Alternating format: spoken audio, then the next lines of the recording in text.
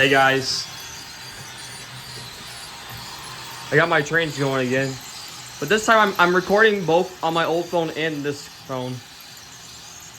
See, that's my old phone right there.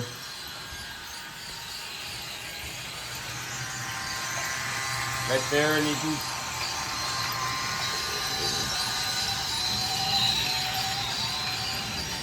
Yep, I'm recording on both of my phones.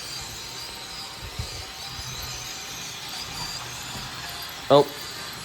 Yeah, that phone is all in storage. But this is my perspective of the trains. Thought I'd show you that. I'm just giving you like my point of view of what I see when I'm recording the trains.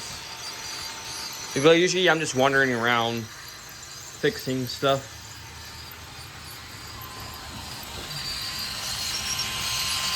It's always like just do like this close-up shots of the train.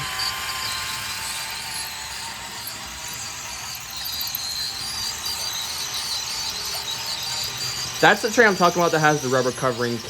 It keeps coming off.